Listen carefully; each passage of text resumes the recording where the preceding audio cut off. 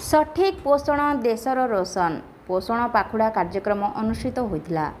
Ganjam Purushottampur block अंतर्गत रणझाली ग्राम पंचायतर प्रांगण में समन्वित शिशु विकास सेवा प्रकल्प पुरुषोत्तमपुर सठिक पोषण देशर रोशन और पोषण पाखुड़ा कार्यक्रम अनुष्ठित होता।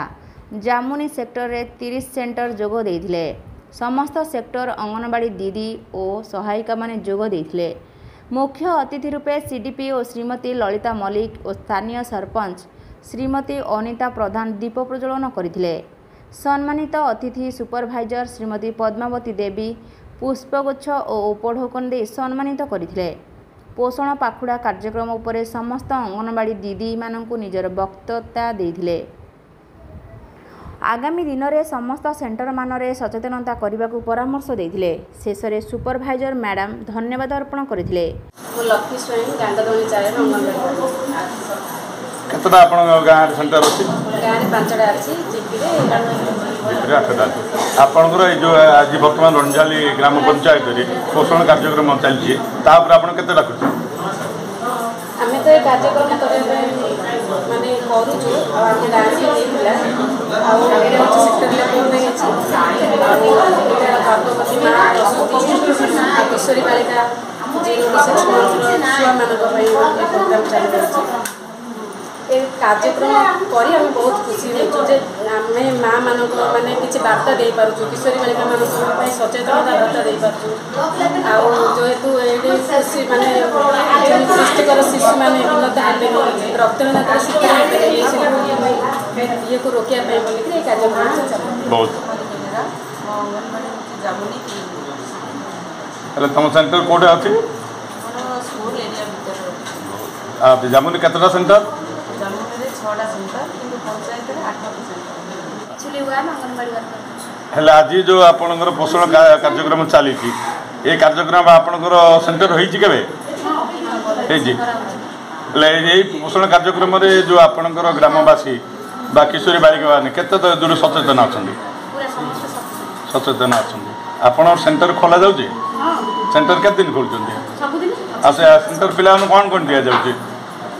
सकाळ जळखिया तापरे गरम रंधा खाद्य किशोरी बालिका मान अंडा आ एबे जो एमएस केवाई कार्यक्रम रे चना मुड़ी बहुत बहुत धन्यवाद। कुमारी पाड़ी रामझाली केंद्र नंबर 1 आपणकर केन्द्र रे दीर्घ दिन धरी ताला पड़ुଛି आपण ग्रामवासी हमको कंप्लेन करछन आ पर आपण सत्य सिमिंदी केबे हेई नथु हमर सेंटर मु जानिए रे मु केबे बंद हेइनी कि हमर मन रे नाही कि हम सेंटर बंद करबो।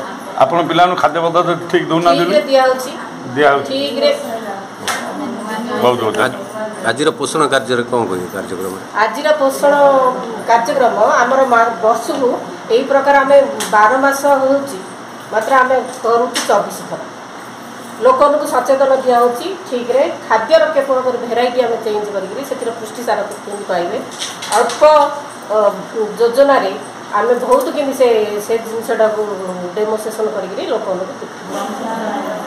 बर्तमान आपन पंचायत पोषण कार्यक्रम चली आप कौन कह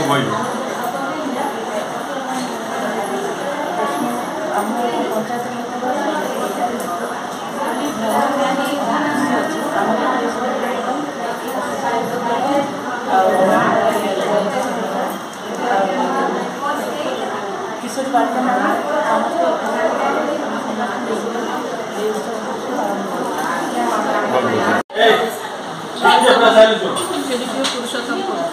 बर्तमान आप जॉइन करवा जॉइन कले पुरुषोत्तमपुर मास 6/3 रे जॉइन कली।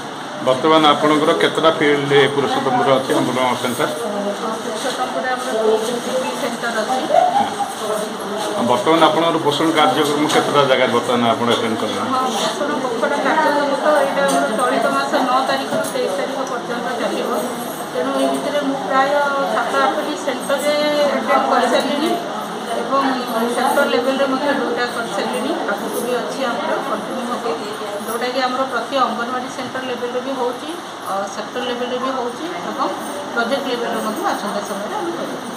आम शुणा पाइल कि अंगनवाड़ी आपंकर कंटिन्यू खोला हो कि पिला जो आबसेंट रोचे सब आप खाता मेन्टेन हो सेंटर हेल्पर हो मतामत आज्ञा मु तो आसिली जस्ट 6 तारीख जॉइन करके मात्र बहुत कम दिन रही ये भितर मु चेष्टा करी सब अंगनवाड़ी केन्द्र आम ठीक भाव चलो और सब पिला जब उपकृत हे आम सरकार नीति नियम अनुसार जहाँ गर्भवती प्रसूति और पिलांई जहाँ जहाँ धार्य रही समस्ते ठीक भाव पाइबे ये चेष्टा तो मोर निश्चित जारी जेहेतु मुझे बहुत कम दिन देखी मात्र गोटे 10-15टा सेंटर ही विजिट कर सेंटर इम्प्रूवमेंट करने निश्चित चेष्टा कर। गंजाम जिला प्रतिनिधि कृष्णचंद्र सामंतराय रिपोर्ट रूपाथालिया न्यूज।